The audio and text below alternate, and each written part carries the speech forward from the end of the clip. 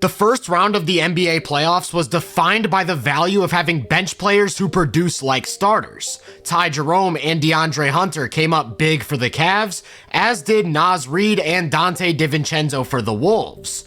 TJ McConnell did his thing for Indiana, Al Horford remains as timeless as ever, and maybe the biggest story of any backup has been the play of Steven Adams. The most recent example of a bench player swinging the result of a playoff game or even a series, though, was Russell Westbrook, who did a little bit of everything to help the Nuggets beat the Clippers in 7 games. Denver wants to run almost all of their half-court offense through Murray and Jokic, so that means Russ spends most of his time spotting up in the corner. The Clippers took advantage of this by putting either Chris Dunn or Kawhi on him. That way those guys could freely roam the floor and make plays, while daring Russ to make the open jumper. Here's an example from the final seconds of Game 1. Murray and Jokic set up a pick and pop, and Dunn completely abandons Russ on the other side of the floor to pick up the big man. Then when the ball gets moved, nobody makes any effort to close out, and he hits a 3 to give them the lead. In Game 2, the Clippers got even more aggressive. In the 4th, they put Zubats on Russ to play free safety, once again letting him catch the ball without a closeout, to which he again makes them pay.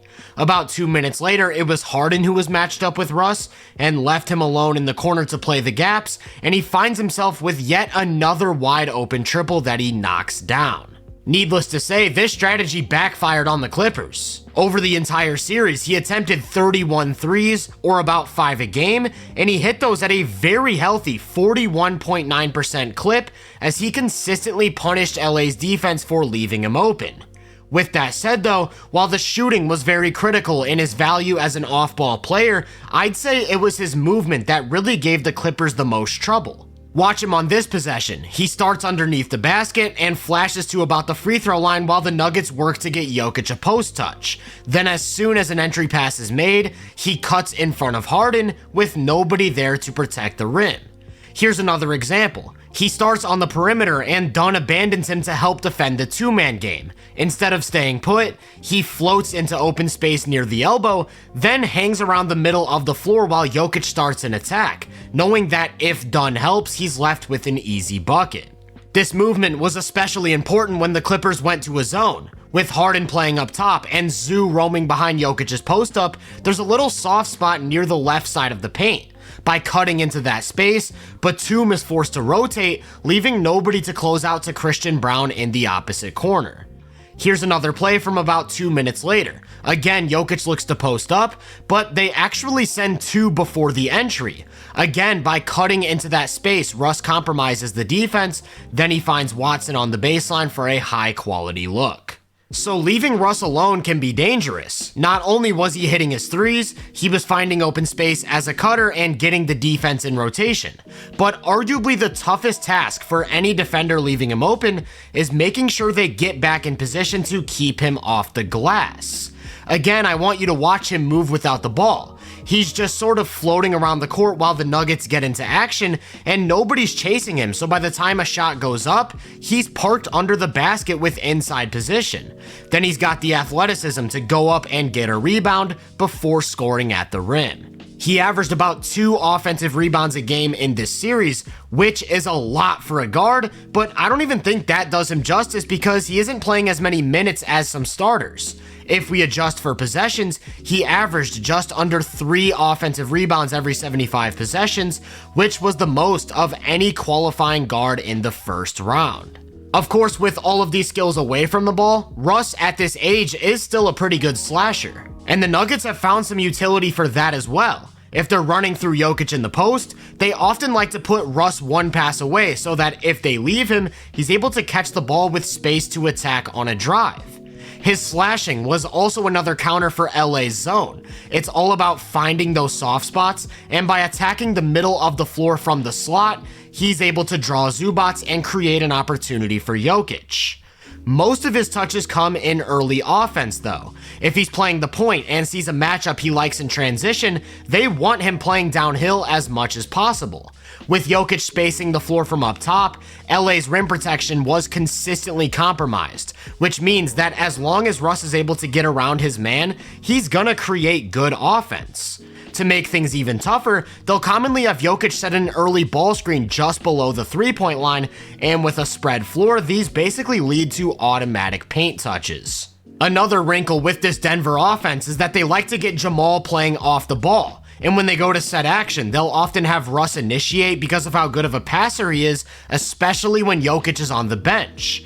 And these actions are another way for them to clear the paint and compromise help. So if Russ has a favorable matchup, he's also a threat to put the ball down and apply more pressure on the paint. On offense alone, he had a super impactful series. He wasn't the most efficient scorer, and he's always prone to some turnovers, but between the constant rim pressure, the accurate three-point shooting, and the offensive rebounding, he found ways to make a difference. With all of that said though, you could make a real argument that he was even more important to Denver's defense. Throughout this series, he played a ton of different roles. He spent a little bit of time at the point of attack against Harden, where he not only held his own in isolation, he wreaked some havoc against LA's pick and roll game through his ability to pressure the ball and his recovery speed after fighting around screens. He also had some moments of outright denying the ball, like on this sideline out of bounds play from game 1, where he face guarded Harden, then jumped the lane to force a turnover that would ultimately get them the win. For that reason, the Nuggets wanted him up top whenever they went to a zone, but the Clippers had a counter. They knew that if they were able to get the ball to the corner, Jokic would have to close out. Then they'd be able to attack him in space to get paint touches, which then put the rest of the defense in rotation. Not only did the Nuggets rotate well, by the end of the series they made an adjustment. When the ball gets to Jokic's man in the corner, they're going to have the wing come with a double from up top, then they're going to have Russ zone up the 2-on-1. That allows the ball to get to the middle, only for Russ to come with a late double and force a turnover. He's a dangerous defensive playmaker in the middle of the floor. Not only is he athletic enough to cover space quickly, he's extremely aggressive as a helper and has the hands to force turnovers. And it's in these spots where his defensive value is most apparent. So instead of matching him up against LA's guards, Denver actually deployed him as their primary off-ball guy, letting him roam the floor and blow up action.